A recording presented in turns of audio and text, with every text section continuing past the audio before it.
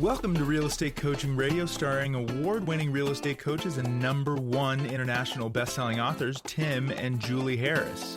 This is the #1 daily radio show for realtors looking for a no BS, authentic, real-time coaching experience. What's really working in today's market, how to generate more leads, make more money, and have more time for what you love in your life. And now your hosts, Tim and Julie Harris. Welcome back. So, my guess is you're ready to finally become a listing agent. Well, we have great news for you. Podcast today is going to be focused on how to generate free listing leads and how to generate those listing leads now. So what we're going to be doing is presenting to you 4 ways to generate listing leads now that cost you nothing. In other words, no referral fees.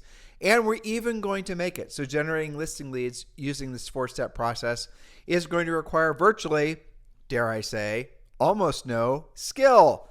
Okay? You're going to be able to do this with, whether you're a new agent, whether you're a seasoned veteran agent, every single one of you are going to be able to generate an endless number of listing leads for free with no referral fees. And you don't have to be some sort of, Jedi level expert at, generating leads through cold calling or through calling FSBOs or expireds. Have your attention, don't I? That's right. So in today's dynamic real estate landscape, success hinges on adapting to transitioning markets, as you find yourself in, and new practices, deciphering complex pricing structures, effectively managing heightened competition. And at the core of this challenge lies the imperative to prioritize listings. That's the cornerstone of longevity in the industry. So let's explore how to leverage your network and strategize to ensure you always have listings. The old saying, you have to list to last, really is true, isn't it? Well, I'm going to add a couple of things here that aren't in your notes, Julie, but it's really important. This is kind of like real estate 101, but sometimes people never learn this. There's a difference between a have to and a want to. And now let me give you an example. There's no such thing as a buyer that ever has to buy. So you wonder why listings create the leverage. And so when you have listings, you have leverage, whereas if you're working with buyers, you are the buyer's leverage, especially now with these new commission sharing lawsuit changes, right? So when you have listings, you have leverage. You have the leverage of the real estate industry that the other agents that are out there trying to sell your listing for you. You follow? Now, what's the real difference between the powerful must understand difference between a buyer and a seller? There are no such things as buyers that have to buy. A buyer can always rent. A buyer can always stay renting. A buyer can always stay put. A buyer can always change their mind. They can always, all kinds of different things. So when you actually are pressing for the types of business or the types of leads you want to be pursuing, if you had to choose between a buyer and a seller, I think all of you will understand that sellers are always going to be essentially the highest pursuit for anybody that's serious about their real estate success. Why? Because sellers have to sell, or at least a good motivated seller has to sell. Because maybe they're getting relocated. Maybe because they have to sell the house because they need the money for a whole variety of reasons. Maybe they're getting, moving across country I just said relocated, or maybe they're buying new construction, or maybe they're selling the house because of the fact that they just inherited it. They don't need the property anymore. The sellers, when you're actually talking with sellers, you ask them one of the pre-qualifying script questions that we give to you guys, it'll be like, do you absolutely positively have to sell this house, or do you want to sell this house? And they'll literally say, I have to sell this property. Whereas if you ask a buyer a similar question, the buyer's always going to say, well, I could just stay put, or I could wait for prices to fall, or I could wait for interest rates to fall, or the election to be over, or just whatever their answer is.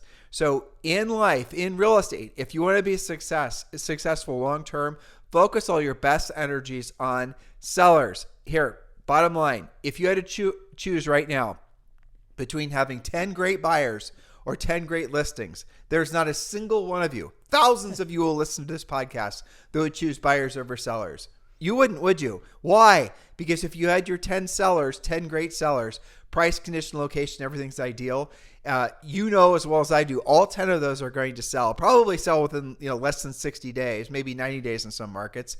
And you get your nights and weekends back. Because when you're working with buyers, you're their leverage. You're working when they're not working. So they're not working during nights and weekends. They're going to, you're going to go out and spend a whole bunch of nights and weekends with them, missing all of your family time and what have you. And then they're going to change their mind, decide that they're just going to wait until next year to buy a house, You guys get it? With a seller, when the seller says, I absolutely positively have to sell, maybe they're selling because they're going into an assisted care living facility, or maybe they're selling because they need the money for legal reasons. It doesn't matter. You guys get it? A huge difference that once you understand that, you will always, always be addicted to become a listing agent. And don't forget, unlike buyers, sellers don't actually have to qualify to sell. Yeah. You might have what you think are great buyers, but how many of them are just going to opt out because they find out what the payment's going to be, or maybe they find out they need a bigger down payment? There's lots of things that kick a buyer out of, the ability to buy, but every seller who owns a home has the ability to sell. And most sellers, by the way, are going to do at least, we know one transaction with you, right? They're going to sell the house. But many of them are going to do multiple transactions. They're going to sell the house and they're going to buy a house from you. Well, you probably are going to sell that listing yourself. Well, you're probably going to get that listing, the neighbor's listing down the way when it expires or when they decide to put it for sale in 90 days. You guys get the point? When you're dealing with sellers, there's an endless amount of added benefit. And frankly, really ultimately, you get your leverage back. You get your time back. You are actually running a real business when you have 10 listings because those are going to be at least 10 future paychecks. Well, that's right, because buyers are physical labor, quite literally in some cases, heavy lifting, and sellers are mental labor. Just to make this timely, Julie, the commission sharing lawsuits, by the way, have nothing to do with the commissions that a seller will pay you. Nothing. Right? Nothing. So, there's that. Yeah. Okay. Remember that listings create more business, buyers do not. A great listing can and should generate several new buyer clients and at least one new additional listing in the same or nearby neighborhood. This is why listings will always be your most valuable asset, and replacing them quickly as they sell is a skill of utmost importance. Hopefully we've convinced you of that by this point in the podcast. By the way, if you want our notes from today's podcast and all of our previous, most recent podcasts, you've got to subscribe to our newsletter by going to harrisrealestatedaily.com, harrisrealestatedaily.com. That is where all of our long-form notes now live because iTunes and Spotify and Stitcher and YouTube won't allow us to put all of our notes there in the the normal section where we used to put them in the the channel or the video notes section. So now you have to go to harrisrealestatedaily.com, harrisrealestatedaily.com, or just scroll down below and there is a link to join. If you're over listening to us on Instagram, just click and the links are above. It's all there. Subscribe to harrisrealestatedaily.com. If you have subscribed and you're not getting the newsletter, it's because it requires that you double opt in. So please do search maybe it's arrived in your spam folder or whatever, and then just use the word Harris, Harris, and you will find the Harris Real Estate Daily double opt-in form. Click that and you're off to the races. We are going to be including all of our show notes as well as a lot of other exclusive information and content made just for the newsletter. So definitely subscribe. Oh, by the way, it's free to harrisrealestatedaily.com.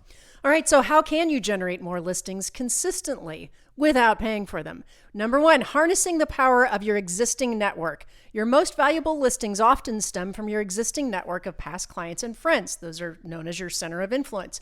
Their trust and familiarity with you can lead to fruitful transactions and referrals. Cultivating these relationships is paramount for your sustained success. So here are some questions. How often do you speak to the people in your database, voice to voice or in person? What is your regular communication system? Do you prefer pop-bys, calls, lunches, or coffee dates? Maybe all of the above. Now, it's important to interject here, Julie. If they do have a database, well, first of all, if they don't have a database, form a database. Yes. And we do a lot of coaching on that in Premier Coaching, which, platform to use and whatever. But really, I'll give you a secret. The simpler the platform of the CRM, the better off you're going to be. Julie and I are not huge advocates of some of these very complicated drip email campaigns and, SMS campaigns and video campaigns. If you're going to do the passive stuff with regards to your centers of influence and past client follow-up, you got to do the proactive as well, which means if you want to start calling them at least once a month, everybody in your database needs a call from you at least once a month.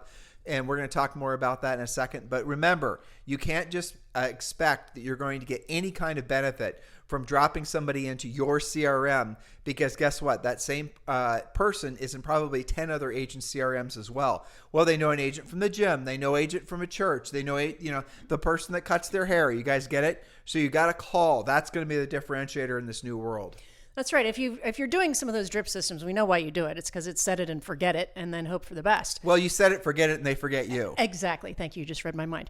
All right. So what is your regular communication system? Pop buys, calls, lunches, coffee dates. Those are all in person, voice to voice, face to face. Are you overly reliant on automated drip systems? Well, if so, what kind of results are you getting? So for example, you started to talk about this, the actual communication.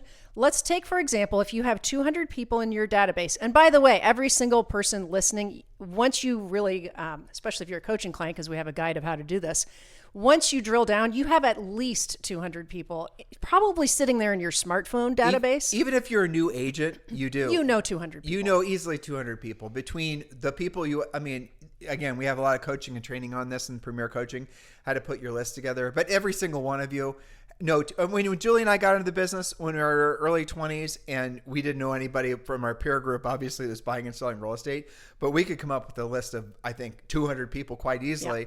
Yeah. So can you. So don't think that that's a huge insurmountable number. It's not. Well, in Premier Coaching, there's something called your Center of Influence Generator. And I think it's 60 or 80 questions. And it goes through and says, okay, who's your hairdresser? Who's your pharmacist? Who's the person that you see at the bank all the time? You write down their names, you get their contact information, and soon you'll have at least 200 people. But that's even seasoned veteran agents. Those are the people, like, for example, you're thinking what agents will do, generally speaking, is they're only going to past client market to their actual past clients. Right. They're not going to think that they should also be marketing to their centers of influence. So they're not going to spend any time building their centers of influence. Again, the people that know you and see you every day. Like when Julie and I lived in New Albany, Ohio, we used to go to Starbucks every day, most every day. And then the gal that ran the Starbucks was a gal named Tristan. She knew we were in real estate. She would actually help us get conversations started. There was a long line of people getting coffee every morning. And she'd yell out, "Hey, Tim and Julie, how's the real estate market?" And that was essentially, she became a center of influence that helped us add more people to our center of influence, standing in line every day. People at Orange Theory or whatever gym you're going to. Make sure you're adding from those sort of social centers of influences and not just being overly reliant on the people that have done deals with you. Because again, you're often going to find it's more plentiful if you're consciously building your center of influence and past client list every single day from all the people that you see every single day. There are hundreds of people that might not immediately know your name, but they know your face because they see you frequently. That's right. And you've just defeated some of their objection that was in their head floating around, which is maybe I've only done 12 transactions. That means I've only got 12 people in my database. Or I've done none. Or none. Well, think out of the box. There's more people that know you even if they have yet to transact with you. So let's just say that you've got 200 people in your database and you have 5 conversations every workday. That is voice to voice. That is not texting. That's not shooting a newsletter to them. 5 actual conversations every workday for 2 months. If you do that, when you do that, you'll have spoken to 100% of your past clients and centers of influence, people in your database. What would your business look like if you got serious about those contacts? By nurturing these connections, you can expect a significant portion, at least 10% more. Most of our coaching clients is more like 40, 50% of your network to either conduct business with you yearly or refer others to your services again annually. You guys have heard these percents before, but the problem is that you're not getting those results because you're doing stuff that's passive to communicate with them. You will get those results if you call them. Now, if you want to do the passive stuff too, the postcards and the mailers and the thises and the other things, do those as well, but don't do those to replace the actual calling. Some of you have built these huge CRMs with all these people in them, that you call your centers of influence and past clients, but you've never called them. Why haven't you called them? Because you're too busy? Well, I'll give you a challenge. A lot of those CRMs will actually track, right, for you when the people that opened an email, the people that watched a video, the people that, the people that are interacting with your passive digital communication, call those people. Make contact with those people. And then also while you're in that database, while you're in that fancy, follow-up CRM thing that you're paying for, see how many people have completely ghosted you. You send stuff to them all the time, but they're not even paying attention to you. Those are your secondary people you should call. Call first, reconnect with the people by direct communication, the people that are actually engaging with you passively, and then maybe spend time on the people that aren't engaging with you at all passively. You guys get it? So make the call to really shore up that relationship, because in a world where everyone's trained to do things only passively and digitally, you making the calls and actually having a voice-to-voice contact, even better face-to-face contact, is going to give you the advantage you want in the marketplace. 100%, assuming you do it. So let's just use on a low bar that 10% and 200 people in your database. That will translate, when you talk to them, to a substantial growth potential for your business. Look at the numbers. 10% of a 200-person database equals 20 transactions. 20 deals times the average net commission, about 10 grand, is 200,000 just from doing this and taking it seriously. That's what it's costing you if you don't get serious about consistently contacting people in your database. So for those of you who maybe want to supplement not 100% on the phone, I have a challenge for you, which is point number 3. We call this the 3x4 challenge in coaching. Embrace the 3x4 challenge to expand your network systematically. Dedicate yourself to 3 weekly meetups for 4 weeks in a row, leveraging platforms like meetup.com and local Facebook groups to explore your interests, to connect or reconnect with familiar activities and people. Prioritize your authenticity, allowing genuine connections to evolve organically into real estate discussions. A sample weekly schedule could look something like this. Maybe you go to Orange Theory or CrossFit 2 times a week, 1 coffee with a past client, a book club meeting, and or a pickleball game. The point of what Julie's trying to expose you to is be yourself, doing what you already like to do around other people who are also doing, the same thing you like to do. So you're taking yourself, you like to, pickleball, let's say. And now you're going to be playing pickleball, and you're going to be committing to playing pickleball 3 days of the week. You guys like us so far, right? I mean, you're loving the idea of us asking you to do what you already like to do. Yeah. But the key to make it work is you always want to be playing with different people so you can get to know different people. The same goes with like Orange Theory or going to the gym. Let's say you're committing to go 7 days of the week. On Monday, Wednesday, Friday, you'll go at 9 a.m. Tuesday, Thursday, Saturday, you're going to go at whatever time. But choose a different time so you can get to know different groups of people, but you got to go consistently. So if you're going to go Monday, Wednesday, Friday at 9 a.m., go Monday, Wednesday, Friday at 9 a.m. every single time, because what you'll see is there might be 30 people there, 15 of which show up every single Monday, Wednesday, Friday. You're going to get to know those people faster than anything because they recognize you, you recognize them. You're going to become friends with them. You guys get it? This is how you build up these social centers of influence and past clients. But the most important thing is, remember we said low skill. None of these things are going to require a lot of skill, because the more people get to know you and they're becoming familiar with you, they already have something in common with you. You like to play pickleball. The easier it's going to be for you to have real estate conversations with them. The easier it's going to be for them to want to send you referrals and trust you because they know you. They basically are friends with you at this point. You guys get it? This is one of the core ways that the biggest producing agents on planet Earth have always been and always will be the biggest producing agents, because they've taken organized approach to, frankly, doing what they already like to do. Now, very well said, but none of this counts if you don't actually use the most simple script in the world, the Ford script, which isn't even really a script. It's a memory jogger. It is a conversation outline where you talk about family, occupation, recreation, and dreams. So I envision, somebody listening to our podcast and them going home to their spouse or partner and saying, all right, I heard this great podcast. They said I'm going to get all this business if I just go to pickleball 4 times a week.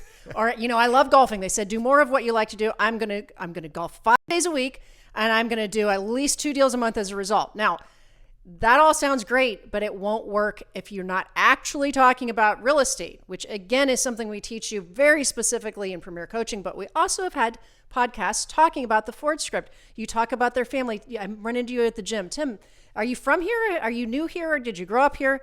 And you talk about your family. They're going to ask me a reciprocal question. Oh, I moved here from Texas. Then you talk about occupation. What is it that you do? What is it that I do? I'm in real estate. Now you've just opened the door to have a real conversation about real estate. If you're not doing that and you're just doing the fun part, then you're not doing the work of real estate. Right. So you have to integrate over time conversations of real estate. But here's what will happen. Remember I described when Julie and I'd walk into Starbucks and Tristan would say, hey, Tim and Julie, how's the housing market? The same thing will happen when you walk into, let's say that Orange Theory, class. You're going to have people that are going to ask you about real estate. You'll have people that start realizing that you're the go-to real estate person in that particular class, and they'll start, bringing you leads. Yes. My neighbor's putting my house for sale. This is really how it works. Now, remember, this is just an overview of what we teach you in Premier Coaching.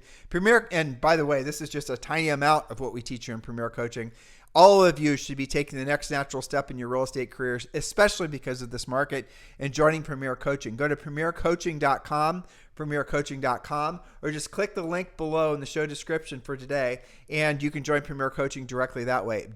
Joining Premier Coaching right now costs you absolutely nothing. You have immediate 30-day access to all first level in Premier Coaching, including a daily semi-private coaching call with one of our Harris certified coaches. So please click the link now below, or just go to premiercoaching.com. Again, it's premiercoaching.com.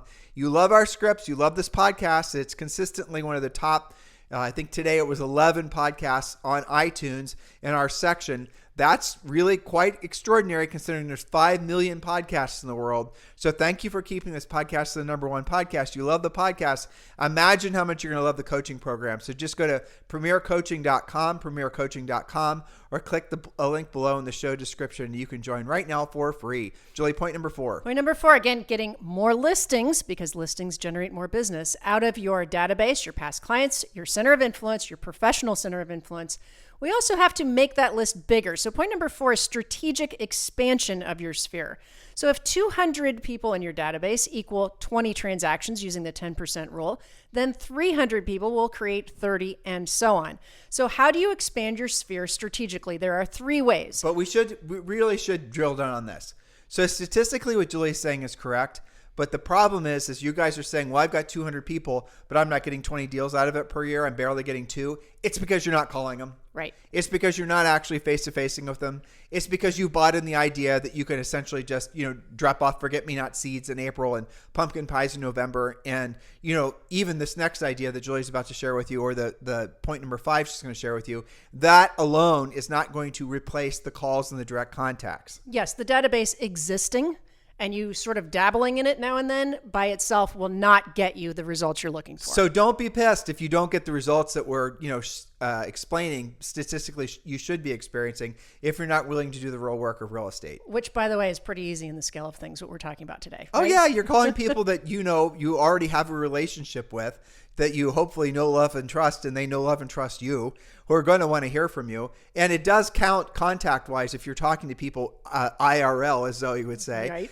While you're over playing pickleball. If you are talking with someone about real estate, and your real estate treasure map, which is your business plan, requires that you have 5 or 7 direct contacts a day, and you're talking to somebody while you're even at the kids' soccer game that you go to every Saturday at the same time, and you guys get it, and you're talking to different people and it's conversations about real estate, that counts. Only if you do it, yes. Okay, so 3 ways to expand your sphere, your database. A, we've talked a lot about just recently here, and that is pursue activities you genuinely enjoy, like hobbies, sports, fitness classes, that naturally connect you with like-minded individuals. That's number 1 because we know you're most likely to actually do it. Charities really are a big honey hole for that too. That's number C. Yep. Yes. Okay, so the second one is B, engage in business networking opportunities, including groups like BNI, Chamber of Commerce meetings, Toastmasters, because that forces you to speak in front of a crowd. That fosters relationships with professionals across various industries. And you just mentioned C, participate in charitable events and community initiatives, supporting causes that resonate with you and align with interests of your network. For example, maybe somebody in your database has something that really excites them, a charity that they do a lot of work for. Go and support them. You can attend or contribute to events organized by people, again, in your database, demonstrating your commitment to community involvement. And when you do any of these things, of course, you're going to post them on your social media, and it's going to create more conversation. So, Julie, between A and between B, right? Agents, if you had, it's not easy to get an agent involved for the most part in a professional business networking. It is easy. What it is, yeah. It is easy to get an agent involved in their hobbies. That's why it's first. Yeah, exactly. Because we're not stupid. So don't overthink this. Like if I were to give you a list of I remember when we started coaching Rob Johnson in Greenwich, Connecticut, he never did, never will do any actual direct over the phone, prospecting to people he doesn't already know, but he will call his centers of influence and past clients, but he will essentially do the social things he was already doing, and he will bring up real estate, or they'll at this point bring up real estate with him.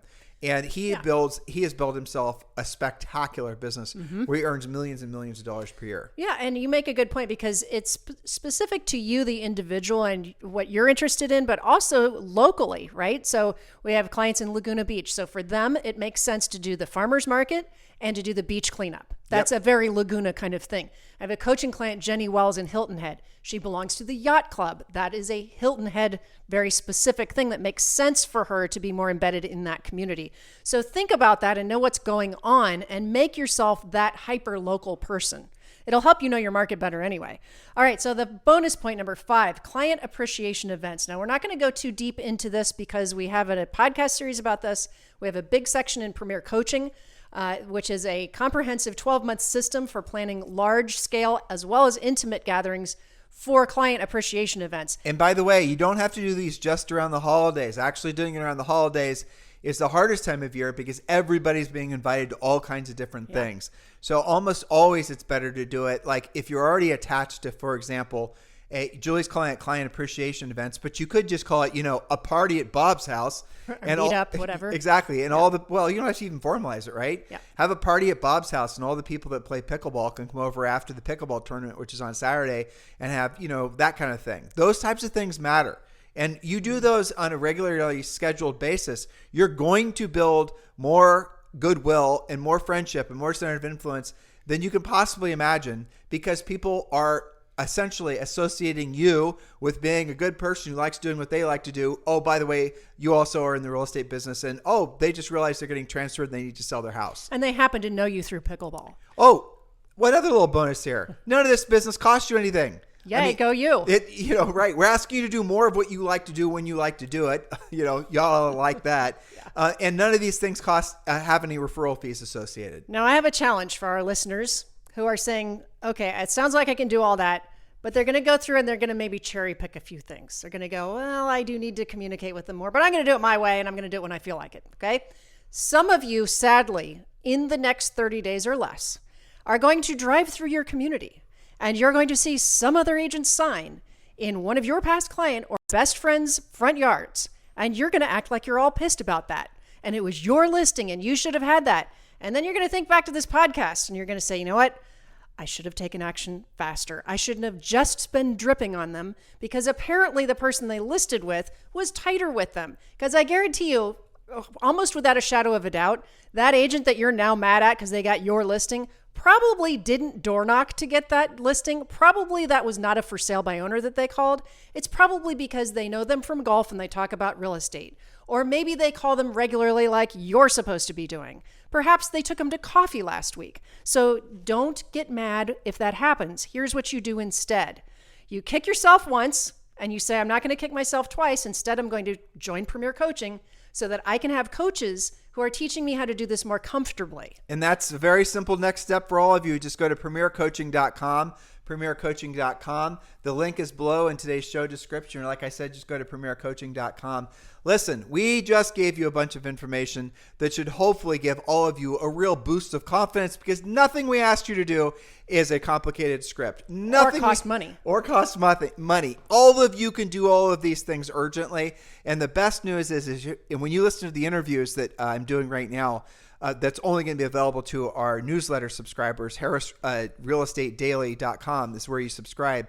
You're going to hear that the most profitable agents who've been in the business the longest get most of their business. By most, I mean like 75, 85% from centers of influence and past clients. And the reason they get it from those sources isn't because they're doing some fancy digital drip campaign. It's because they call them on a regular basis. By the way, the calling and the direct contacting is even more important the higher end real estate you're selling, which is counterintuitive because many of you believe, well, they're too busy or they're too, they're not going to want to hear from me and they're not going to want to get a call. The exact opposite is true.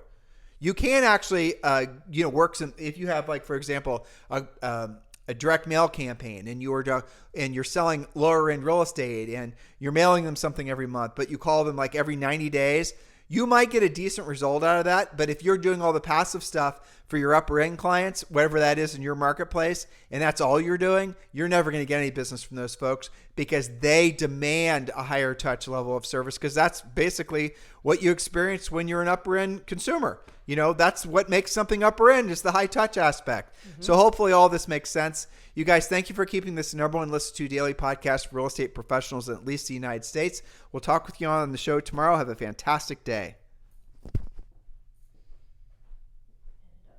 This podcast is a part of the C-Suite Radio Network. For more top business podcasts, visit c-suiteradio.com.